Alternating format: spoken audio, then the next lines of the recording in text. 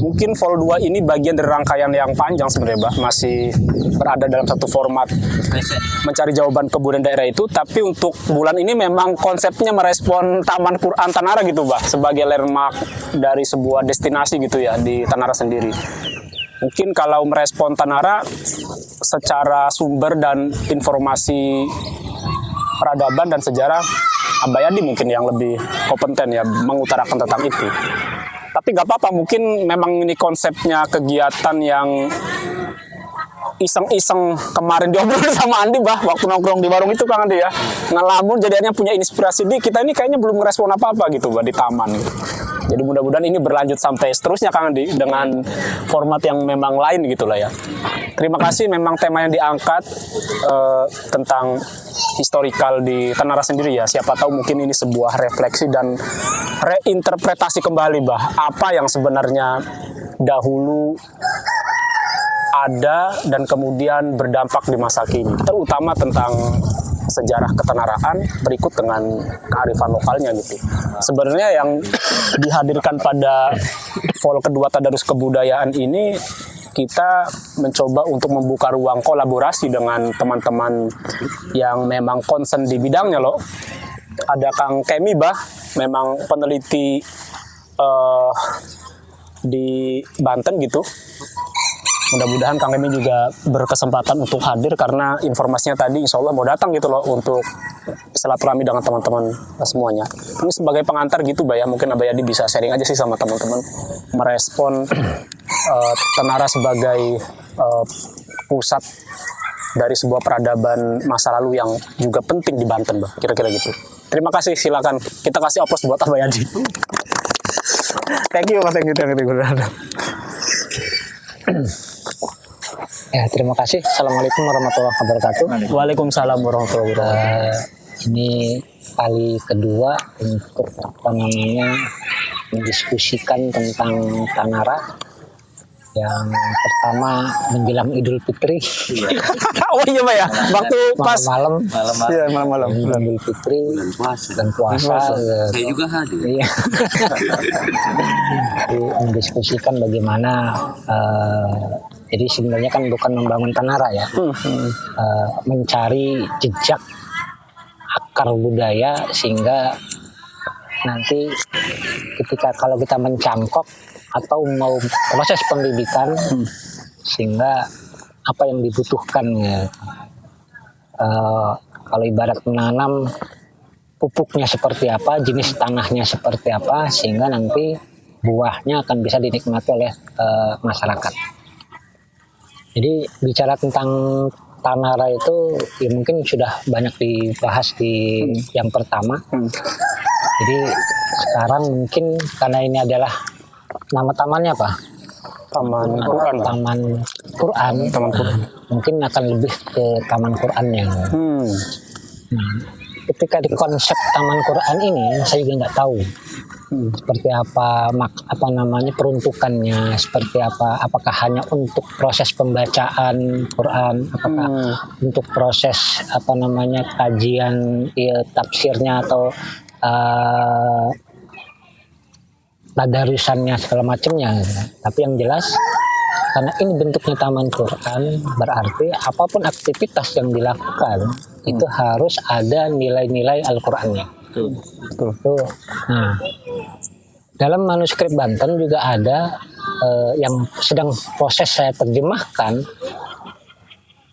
yang kemudian menjadi satu kajian antropologis di masyarakat Banten, bahwa di masa Kesultanan menanamkan Al-Quran itu bukan hanya sekedar untuk membaca dan mengamati tafsir dan terjemahan dan tafsirnya, tapi bagaimana caranya diimplementasikan dalam kehidupan sehari-hari. Nah, contoh kecil mungkin yang biasa kita ketahui, yang biasa kita dengar di sebagian masyarakat tentang Quranisasi dalam jiwa masyarakat Banten adalah istilah mutih. Kita masih sering mendengar istilah mutih, walaupun hanya yang para pelakunya itu adalah orang-orang yang untuk mendapatkan sesuatu biasanya berguru dari guru hikmah, diajarkan untuk mutih, untuk puasa mutih ini itu segala macam. Nah, dalam satu manuskrip karya Sultan Jenal Asikin yang disebut mutih,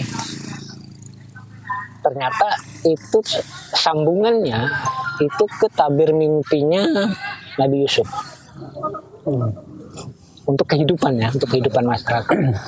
Apa tabir mimpinya Nabi Yusuf? Itu ketika 7 tahun akan terjadi bencana, 7 tahun akan menjadi sebuah 7 tahun kejayaan. Setelah itu kemudian bencana, setelah bencana transisi kejayaan. Dan itu rupanya dalam masyarakat Banten itu diaplikasikan dalam istilah windu. Satu windu itu adalah 8 tahun. 8 tahun. Jadi 8 itu windu itu. Nah, angka 8 itu yang kemudian oleh masyarakat Tionghoa dijadikan sebagai angka hoki karena berputar terus. Dan itu kehidupan. Kapan di bawah, kapan di atas. Dan itu angka 8 ini. Nah, sementara arti kehidupannya apa? Ya?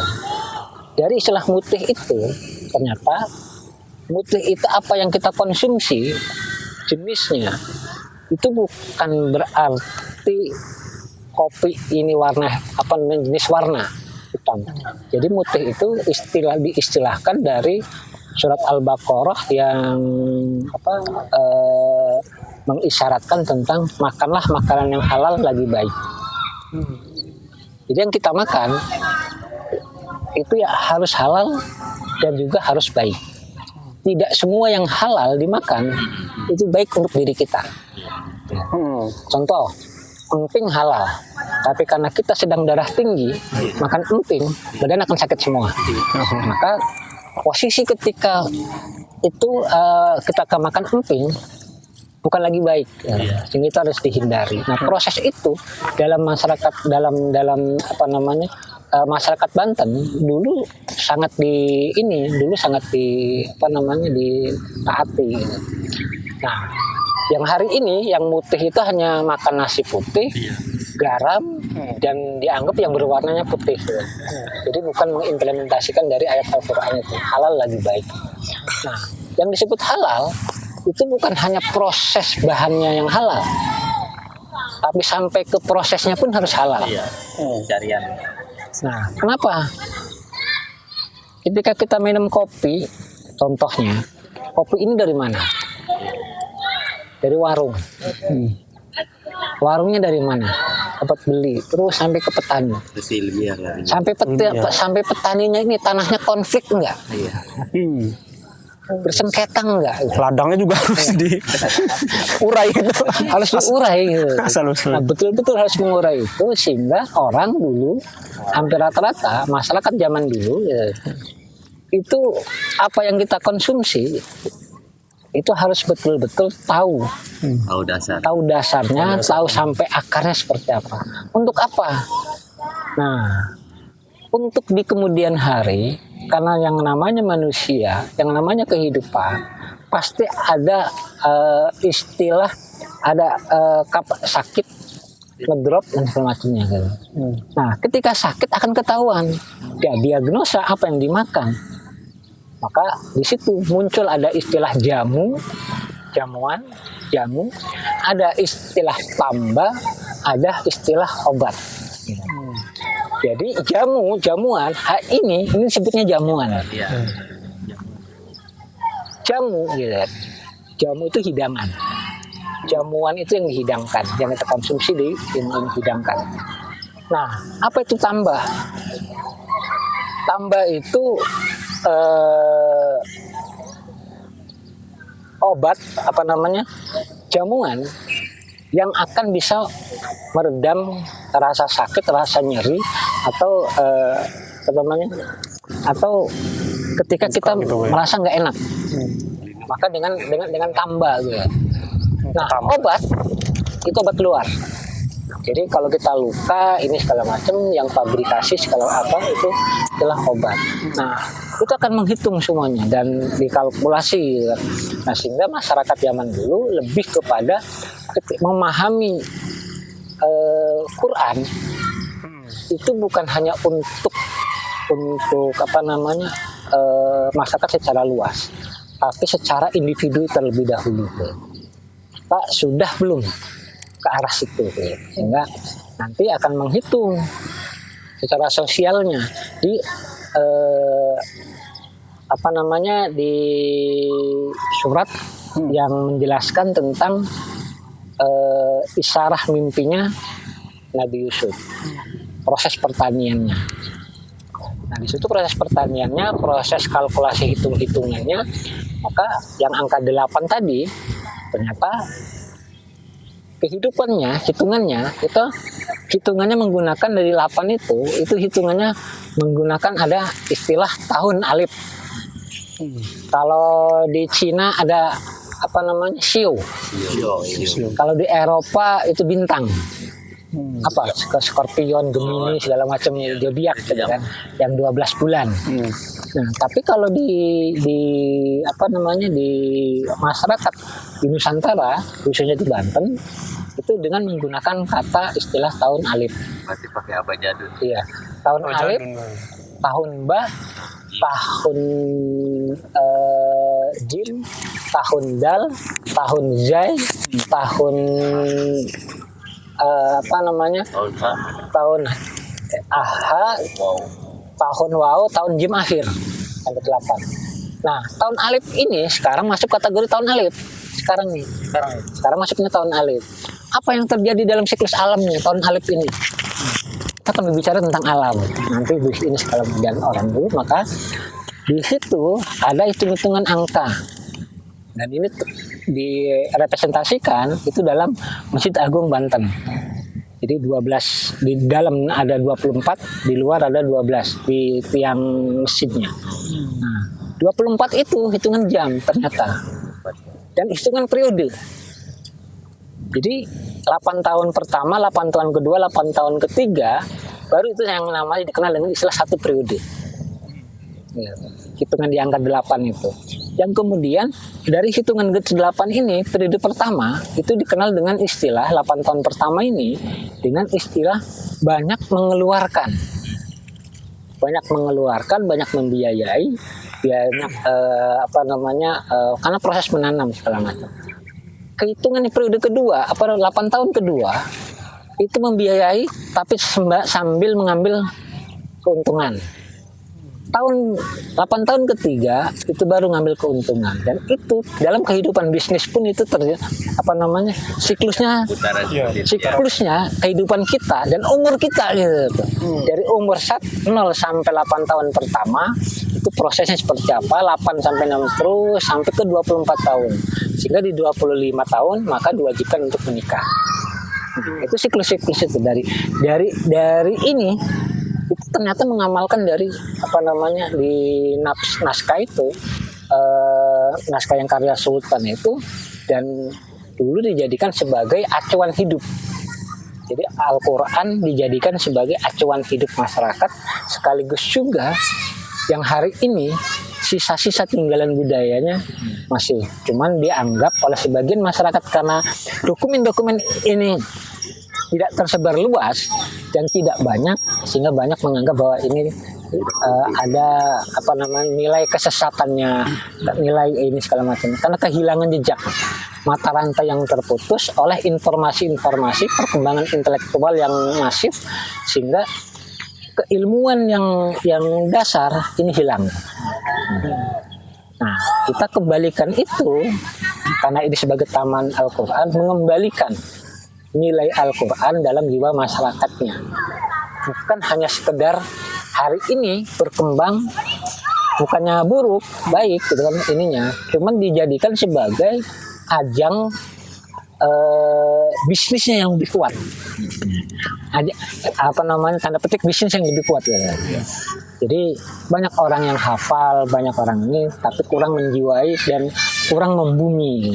Nah, mudah-mudahan dari pertemuan ini menggali pengetahuan masa lampau dari manuskrip zaman dulu, orang-orang di masa lampau, sehingga mengenal lingkungan itu bukan hanya sebatas mengenal dirinya sendiri dan lingkungannya, tapi mengenal alam semesta dan sekaligus juga bagaimana cara merawatnya. Contoh kecil, dalam siklusnya perkembangannya dari ayat-ayat itu yang makan dengan apa namanya, karena ini hampir kurang lebih sekitar 20 halaman dijelaskan, hampir 12 halaman sampai ke makanan itu, sampai ke penyakit yang akan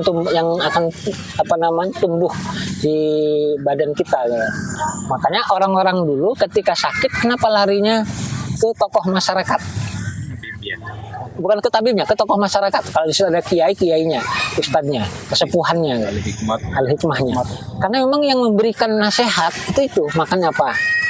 Nah, ketika salah orang diagnosa karena ini yang dimakannya sering makan kepiting, kemudian terjadi makan asam urat, datang ke orang yang orang yang lain yang nggak paham, akhirnya dikasih saran yang berbeda, bukannya tambah sembuh malah tambah sakit. Nah, orang dulu itu seperti itu. Maka dalam tradisi masyarakat, kalau kita sakit, kalau kita mukimin masyarakat sini, contoh, ketika kita sakit, obatnya radius 2 kilo sampai 10 kilo ada di sekitar sini. Jadi apapun bisa ini Pak ya, menggali potensi di sekitar gitu ya. Itu kalau kita akan ketemu di situ. Contoh, mungkin kita kenal dengan istilah obat merah zaman dulu. Ya, dulu ada. Zaman dulu ada obat merah. Itu diambil dari mana obat merah itu? Obat merah itu diambil dari air liur sepah. Minang. Itu diambil dari situ. Apa namanya dasarnya? Daun sirih. Kenapa? Ketika kalau kita punya luka, punya borok segala macam, nyari orang yang, kalau sekarang kan udah jarang nih orang yang Minang, minta ludahnya orang Minangin itu, maka luka itu akan kering. Ada faktor apanya di sana? Ada daun sirih, ada jebung, pinang, ada gambir, ada kapur, ada tembakau. 5 ini bisa untuk ngobatin luka. Sehingga air liurnya orang Minang itu merah. Itu ya merah. Jati Baik Pernah banget. Oke, itu ini kayak orang yang pertama gitu ya. Saya ingat waktu masih ada luka ya. Kalau di sini. Udah kalau. Nah ini. Jadi luka dari kecil. Ketika saya nyabut ubi ganyong dulu ya, nyabut ubi ganyong, ditarik kan dia mah, akhirnya kena beling. Jadi darah keluar. Itu sama almarhum bapak saya. Dia cuma ngambil daun pucuk kedongdong, digayam sama dia tuh orang tua, ditempelin di sini. Itu katanya darah itu mampet, terus kering. Ini lukanya masih ada. Ingat saya. Memang hasil punyahan gitu ya? Iya. Jadi pucuk kedongdong yang kedongdong pagar ya. Dikunyah sama orang tua, cuma dikasih kapur sedikit. Istilahnya dipamah. Kapur sedikit, dipopol di sini nih. Diikat ceritanya dipopol. Cuma 1 hari 1 malam itu kering. Itu ingat saya itu ini orang tua itu seperti benar kata babe, bekas nyirinya nenek juga itu kadang-kadang dikumpulin. Biasanya kan nenek saya tuh suka nyiri ya. Itu air liur yang bekas nyirinya itu dikumpulin tuh di baskom. Itu kalau ada yang luka udah tinggal goreh aja Pak. Tapi nyatanya bener itu. Iya. Makanya istilahnya apa itu? Istilah paidon. Iya. Paidon. Jadi tempat pangidolan. Iya. Kayak pangidonan gitu. Tempat untuk ini. Kan kita kasih pasir. Nah pasirnya tuh, walaupun ada pasirnya itu steril gitu. Orang-orang. Nah artinya dari dulu nilai kecil seperti itu zaman dulu, ya bukan karena modernisasi, karena itu modern pada zamannya. Modern pada zamannya. Teratas. Iya, dan itu nggak bisa dipungkiri gitu kan. Jadi namanya perkembangan zaman, perkembangan pengetahuan, perkembangan segala macam itu sebuah keniscayaan gitu. Nah, kalau kita di break sampai ke bawah gitu, sampai ke ke yang tadi tentang ayat tentang makan yang halal itu, itu sampai ke kehidupan kita sehari-hari, semuanya aktivitas masyarakat akan terkupas semuanya, hitung-hitungan naktu, hitung-hitungan ini segala macam gitu. Dan itu dijadikan sebagai pola hidup masyarakat dulu, khususnya di Banten, umumnya di tanah Nusantara. Dan setiap daerah itu memiliki gayanya dan memiliki caranya masing-masing. Nah, sehingga inilah kekayaan intelektual kita yang harus dijadikan sebagai khasanah keilmuan orang-orang terdahulu. Bukan dijadikan sebagai ini ilmu yang klasik, ini ilmu yang enggak relevan dengan masyarakat hari ini. Mungkin kita hari ini menganggap cerdas secara keilmuan, mapan secara pengetahuannya. Tapi pengetahuan orang dulu itu berdasarkan pengalaman. Kalau pengetahuan orang sekarang itu berdasarkan dari analisa, prediksi. Bukan kira dari analisa. Nah, kalau pengetahuan orang dulu dari pengalaman hidup orang satu kampung itu akan dijadikan satu acuan hidup. Akan dijadikan acuan hidup, akan jadi pedoman. Sehingga dalam hidupnya analoginya kayak gini di masyarakat zaman dulu, dalam kehidupannya. Itu kenapa setiap kampung orang-orang dulu selalu dikelilingi oleh pohon bambu. Selalu dikelilingi pohon bambu. Maksud dan tujuan pohon bambu itu baik secara lingkungan maupun secara sosiologis dan psikologi itu memiliki makna dan memiliki fungsi sesuai dengan kebutuhannya. Secara sosiologis psikologis, bambu itu ada yang bengkok, ada yang lurus, ada yang miring, pohon tumbuhnya. Dan yang lurus ini yang selalu diambil, yang bengkok dibiarkan. Beda dengan orang sekarang nanam pohon bambu, yang bengkok ditebangin semuanya, sehingga tidak disisakan. Ketika anak-anaknya tumbuh, akhirnya banyak yang bengkok karena tidak ada sandaran. Orang dulu yang bengkok ini dibiarkan sebelum ada yang bengkok baru. Pengganti bengkoknya ini yang baru ya. Kenapa? Karena ketika ada tunasnya yang muncul baru, ini untuk sandaran supaya lurus, sebagai penyangga gitu. Sehingga nanti ketika dimanfaatkan semuanya bermanfaat. Dalam kehidupan sehari-hari orang dulu juga sama seperti itu. Ketika ada orang yang berbuat jahat, berbuat onar, pembunuh, pemabuk segala macam, ya biarkan. Hanya nasihat, ya. Tidak dijadikan sebagai ancaman. Kenapa? Karena generasi berikutnya yang harus diluruskan. Ketika di generasi baru ini jangan seperti itu. Nanti kamu hidupnya seperti itu. Lihat. Karena bengkok. Sehingga jadi sandaran nih dalam kehidupan sosialnya. Jadi orang-orang dulu biarkan. Kalau sekarang kan enggak, langsung dihujat, dibully, ini segala macam. Dulu para tokoh, para kiainya pun biasa. Duduk di pos ronda ketika tugas ronda ya biasa gitu. Hanya diberikan saran dan nasihat gitu. Jangan berbuat di sini segala macam, silahkan di daerah lain supaya generasi ini jangan sampai ketahuan. Kan hanya nasihat seperti itu. Kalau mabuk jangan sampai mabuk di lingkungan. Kalau mabuk silahkan mau di rumah, mau di gunung, yang penting jangan sampai ketahuan anak-anak. Kan untuk meluruskan ini generasi ini supaya lurus. Itu generasi sosial itu dari rumput bambu gitu.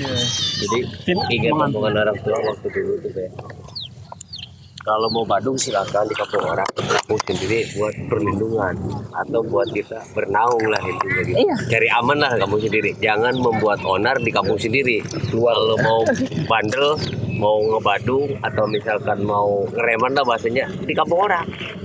Jadi jelek bagusnya kita di kampung sendiri nggak ada cerita. Nah iya artinya bisa lihat dari situ.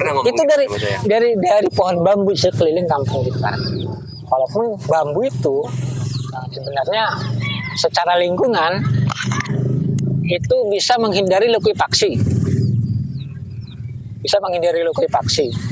Bisa menghindari getaran gempa atau lindu. Karena untuk wilayah Banten Utara sampai Kerawang sampai Bekasi ini potensi untuk menjadi untuk likuifaksi itu besar, potensinya besar. Jadi kenapa ada kelodran? Kelodran itu kan kelorodan, likuifaksi.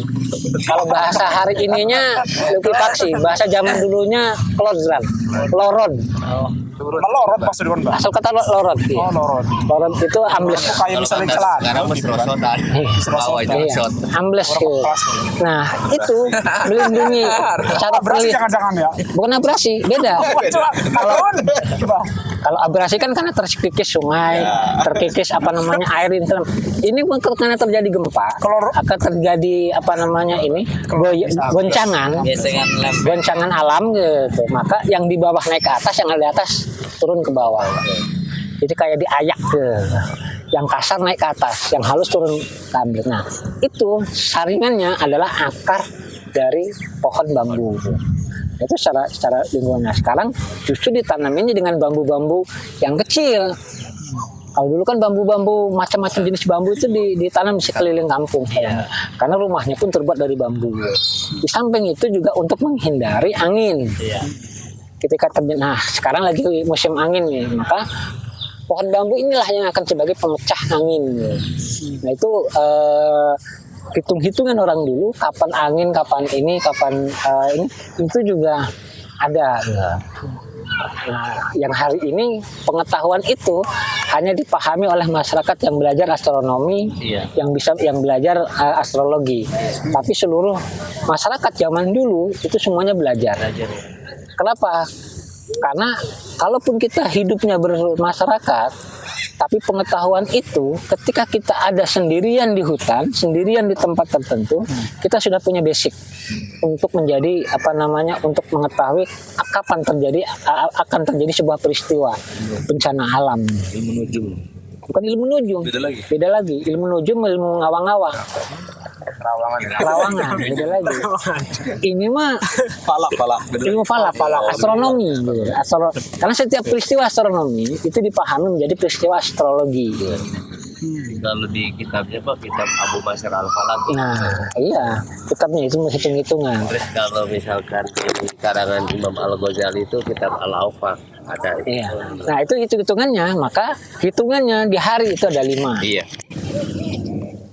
Rumus hidupnya Sri Lungguh Dunia Larapati. Rumus hidupnya.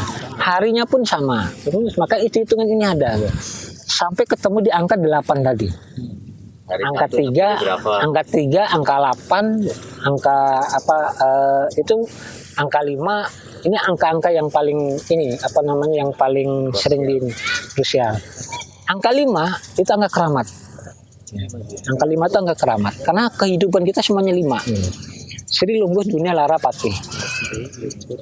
Sri. Itu kan kita harus mencari makan dulu. Iya. Lungguh. Setelah kita sudah mendapatkan makan, yang tadi bicarakan tentang undang-undang agraria masa kolonial, ketika kita merantau, itu cari seri dulu. Kehidupan selama 6 bulan, setelah itu baru 1 hektar. dapat, bukan 1 hektar. Setelah kita sudah mendapatkan rasa nyaman di tempat yang baru untuk mencari makan, maka dipersilahkan dan diperbolehkan mendapatkan beli tanah 100 meter persegi 100 meter. untuk tempat tinggal, lungguh, si lungguh. Setelah itu baru dunia. Lungguh itu linggih Mbak ya kalau sekarang. Bukan menetap. menetap Selalu. Kaitan lah. Iya, duduk. Sambung-sambung akan baik. Kalau makanya kalau sekarang itu kan penduduk kategorinya kan, bukan paling gitu. Jadi lungguh itu menetap gitu. Nah, jadi lungguh dunia itu mencari kekayaan. Baru setelah itu 6 tahun berikutnya baru kita boleh memberikan ini segala macam tanah Sri Lungguh Dunia Lara. Nah, setelah kita mendapatkan kekayaan pasti akan mendapatkan sebuah musibah. pasti itu penyakit ini segala macam. Baru terakhir itu kematian, mati. Makanya, iya, makanya kalau orang yang mengejar dunianya terlalu ambisi, maka laranya pun akan menjadi sama gitu. Sama, makanya orang dulu gimana caranya supaya umurnya panjang? Ininya dikurangi supaya ininya juga berkurang. Sehingga terjadilah 3. Ini bukan nggak dikejar, tapi nggak ambisius. Supaya ininya panjang. Si lungguh dunia larapati. Yang penting sudah mendapatkan makan dan tempat tinggal. Cari aman, sufistik akhirnya yang dikejar. Benar. Baru pakai. Antropologi itu ada syarat, syariat, hakikat, mari pemberani. Oh, jadi 5 itu ya. 5 juga sama. Itu udah tingkatan dewa. Masa sekarang itu udah tingkat dewa. Tingkatan para pohon nih. Istilahnya kalau ini udah maha guru gitu. Tingkatannya, makanya ada istilah kabuyutan, ada kebuyutan, terus suhu, guru, maha guru. Ada 8 tingkatan juga. Dari 1 sampai ininya gitu. Dari buyut, murid, guru. Lupa saya istilahnya itu. Ada 8 ininya tuh. Di Babat Banten juga dijelaskan. Nah, artinya dari kehidupan itu pakai kumbing enggak? Jaga wareng udah enggak. Kan dari anak, cucu. Kalau itu hanya generasi ini, generasi ini nasab, generasi genetik ya, generasi genetik. Ini generasi keilmuannya gitu. Generasi keilmuannya gitu. Dari 8 ini. Nah, 8 itu kemudian menjadi bagian dari hampir semua aktivitas kehidupan masyarakat.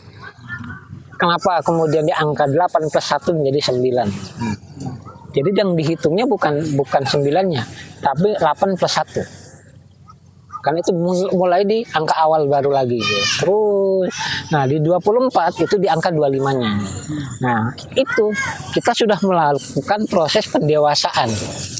Maka umur 9 tahun itu sudah mulai dibebaskan cara berpikirnya, tapi masih dalam proses pantauan. Tapi ketika umur 17 tahun lepas, dia harus bisa menghasilkan sampai 20 itu kepar sampai 24 tahun, 25 tahun dia harus bisa mempersunting orang lain. Kalau untuk bikin proses generasi baru. Lu tanya itu kapan? Tadi kan katanya bikin proses bikin proses generasi baru. Tanya itu kapan? Itu kehidupan. Baru 20. Oh ya.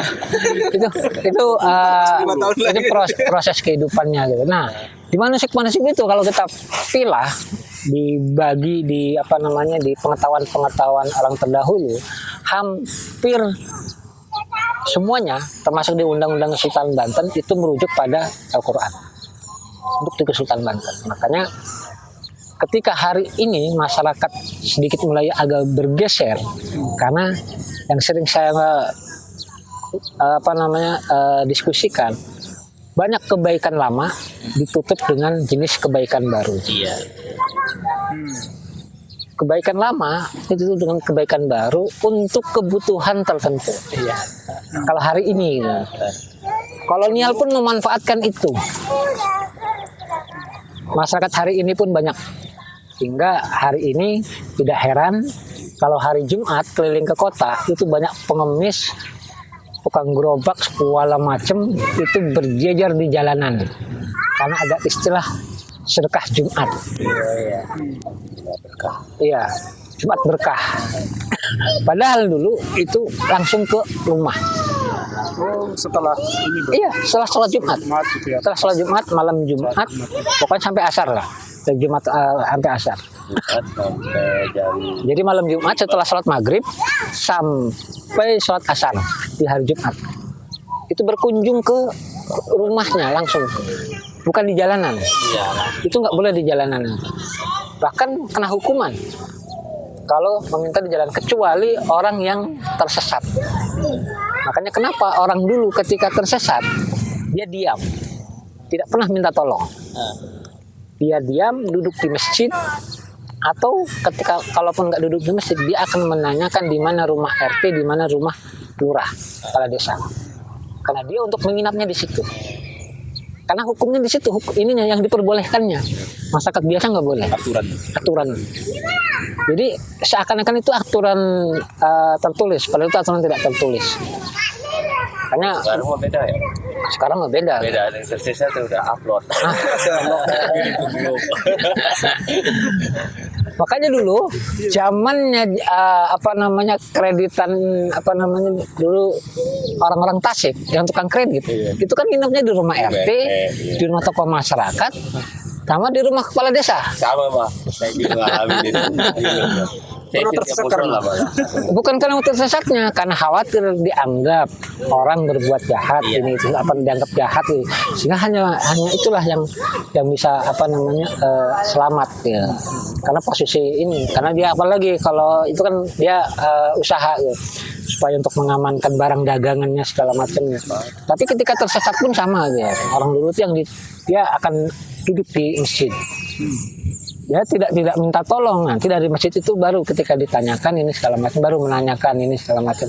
Karena masjid itu tempat rest area. Nah sekarang banyak masjid di jalan, padahal pembangunnya minta di jalanan. Ketika ada orang masuk pasca ketika sudah jadi, orang mau istirahat di situ nggak boleh. Ya. Itu banyak kejadian-kejadiannya. Kalau lu bebas, sampai rumah-rumah penduduk pun terasnya itu bebas. Sengaja dikasih teras.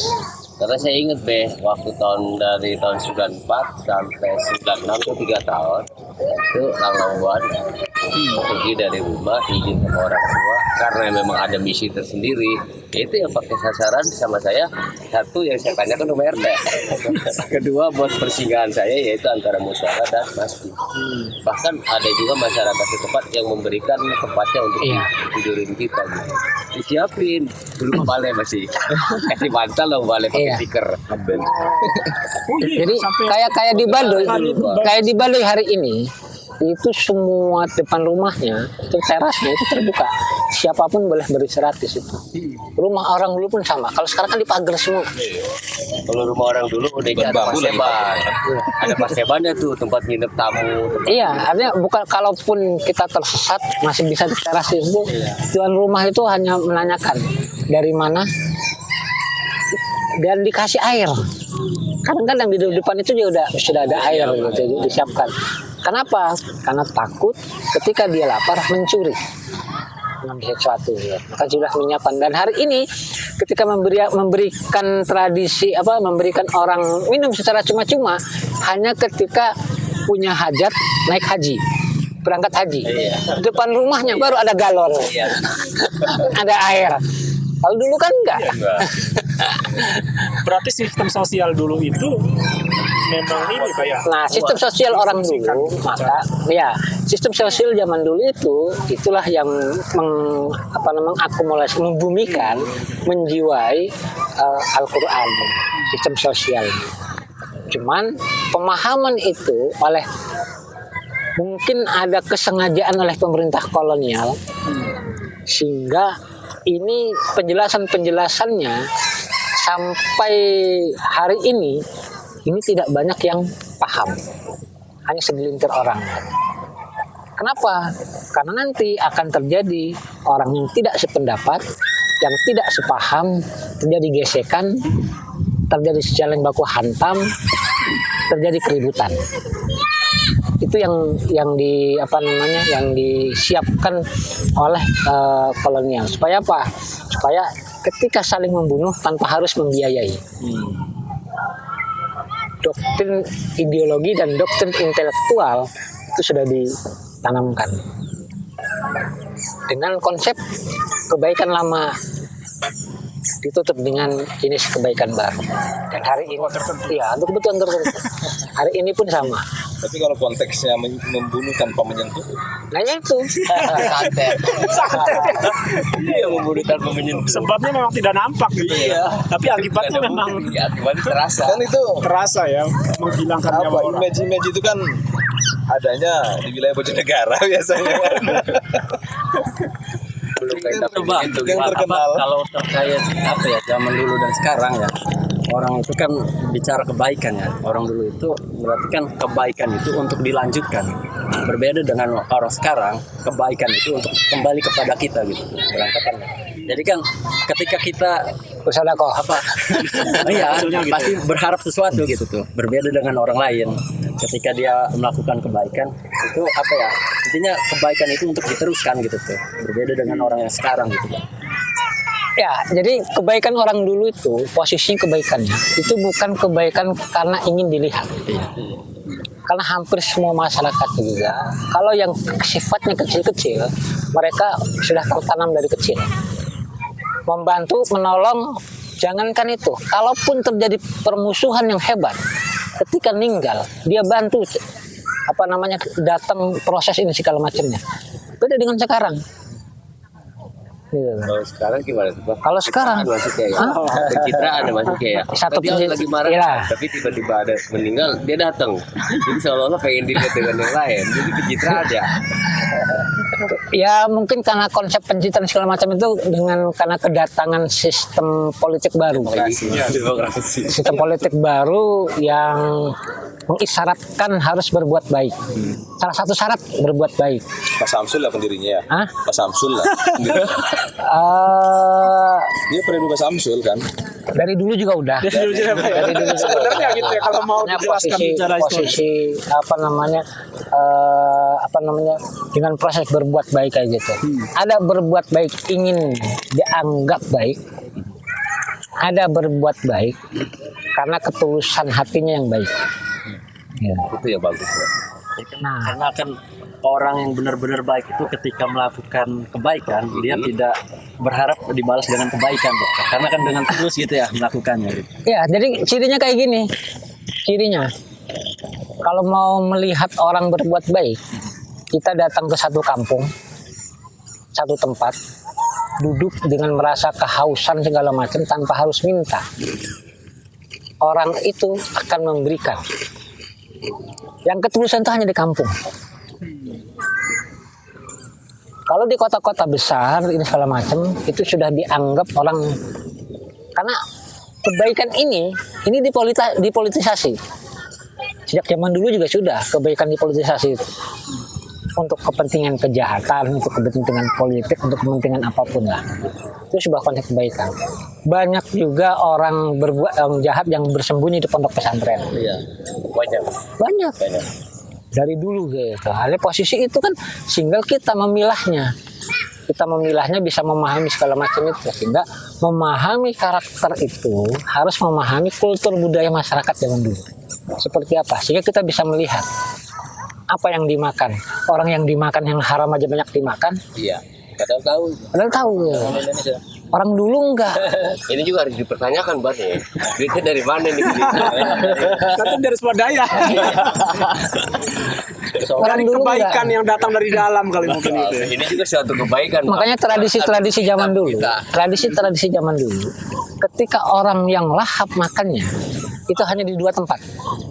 Satu, orang yang punya tanah sendiri digarap sendiri, sama kiai, sama kesepuhan, tokoh agama. Siapapun akan lahap makannya, nggak ragu, karena sudah dianggap bahwa itu halal dan ikhlas ketika dimakan.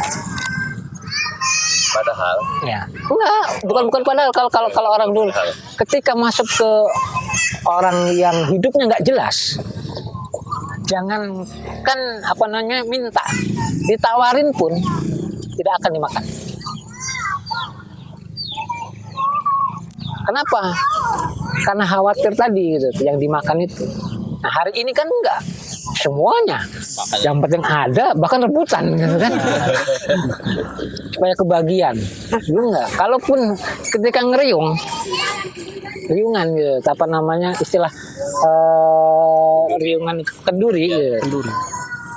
Ya sudah, kalau emang ada petugas yang membagi, sedapatnya itu, ya itu Iya, itu yang kita dapat. kita dapat gitu, nggak ribut. Nah ini sih dibagi banyak tempat, ketika sudah dibagi karena nggak sesuai dengan itu, lempar sampai ribut sama petugasnya. Ini kejadian-kejadian kayak gitu. Kenapa?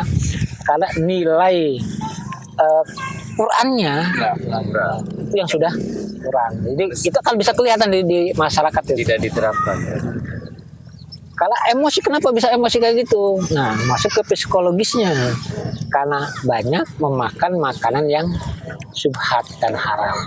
Sehingga emosi tumbuh, ini tumbuh segala. Termasuk memakan hewan zaman dulu. Ya.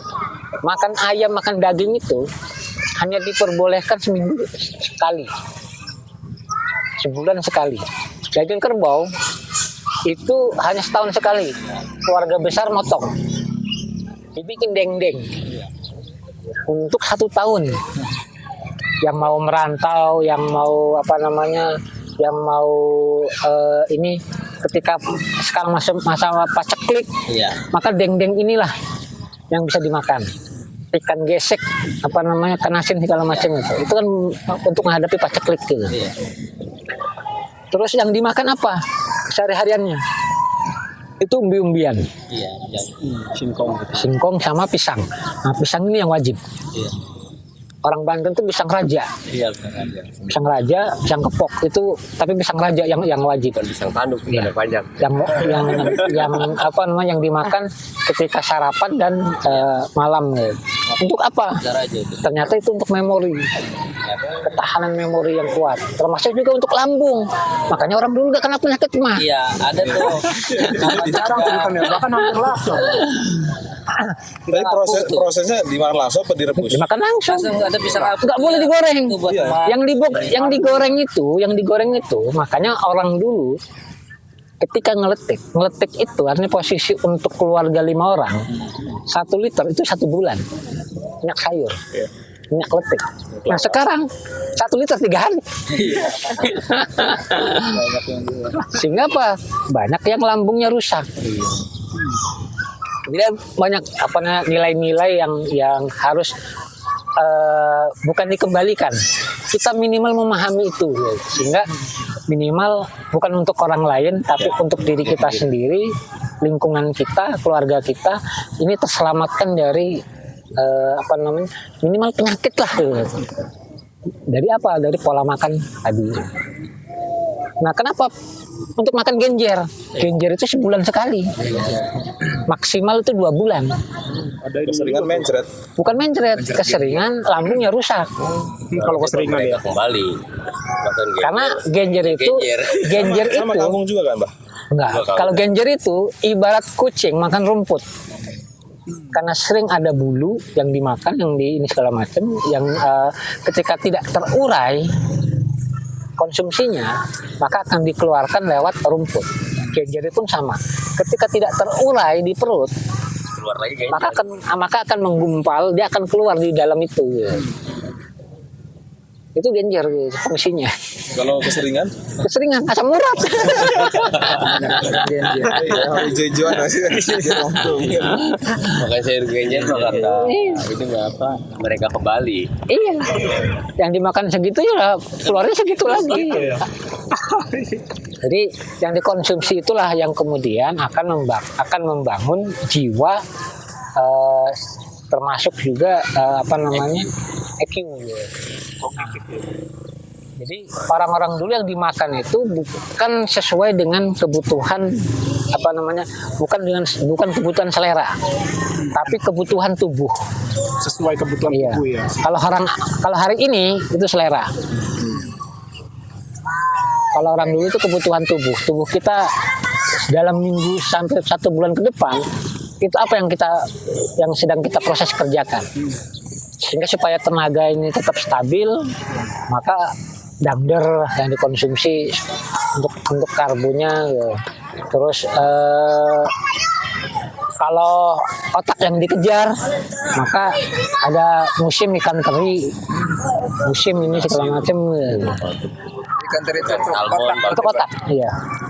Nggak ada salmon sama dulu nggak ada. nggak ada. Nggak ada. Adanya bandeng. Salmon Adanya bandeng. ya. Pepes bandeng. Adanya bandeng. Tapi dikit-dikit mah nggak apa-apa ya minyak-minyaknya. Ya nggak apa-apa dikit-dikit. Nah itu menarik Mbak ya. Tadi mungkin satu pembahasan yang mencoba menginterpretasi gitu Mbak.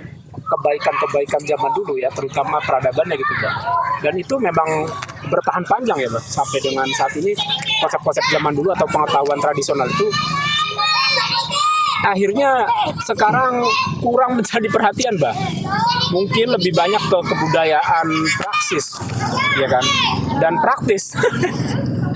Padahal kalau mau dipakai sebagai resep itu bisa menyelesaikan banyak persoalan kan Mbak, medis gitu ya. Terus kemudian soal etika gitu kan, sistem sosial dan seterusnya. Makanya orang dulu ketika ya itu kayak kajian Al-Quran itu bukan hanya menerjemahkan dan menafsirkan, tapi sampai ke pola hidupnya itu dikontrol oleh sang kiai, tokoh masyarakat di kampungnya, apa namanya, itu dikontrol.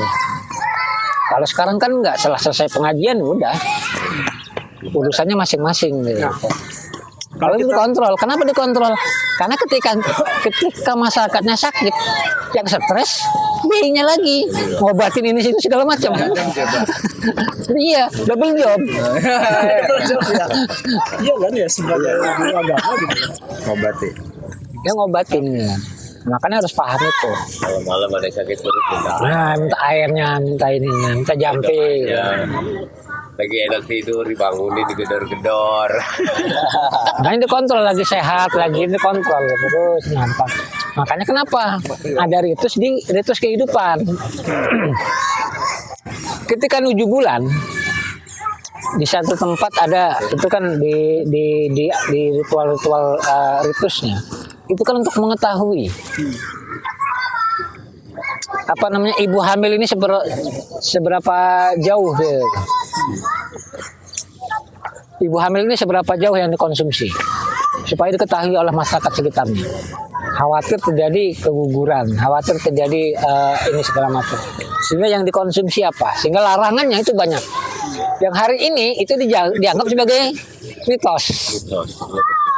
Dianggap ketika harus ada bengle dan apa namanya harus ada apa kelor, besi berani, terus gunting kecil, pisau kecil segala macam, itu dianggapnya untuk mengusir jin segala macam. Padahal kebutuhannya bukan itu.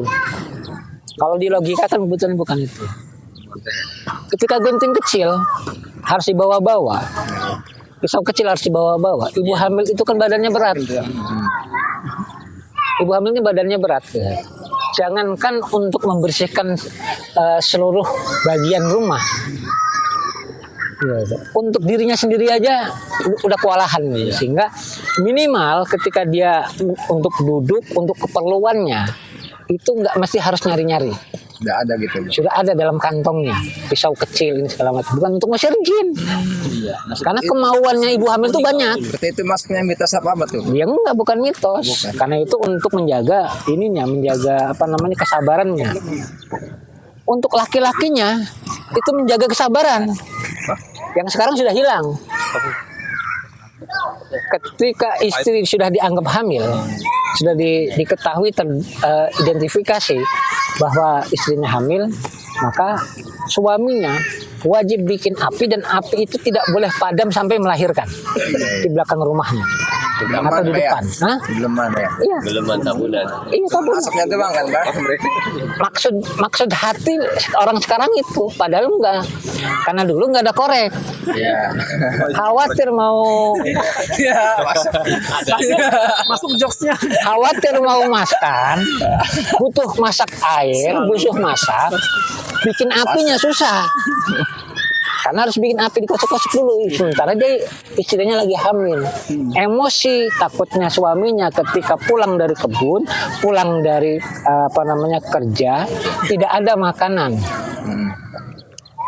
Gitu. Maka api inilah, bara apinya diambil ke apa namanya serabut kelapa atau ke belarak, daun kelapa kering, tiup, Iya, benar. nyala gitu. Jadi untuk itu gitu, fungsinya bukan untuk fungsi ngusir jin. Maksudnya yang jadi jin itu takutnya dari ucapan suaminya atau dari ucapan istri akan keluar kata-kata Iya. caci maki.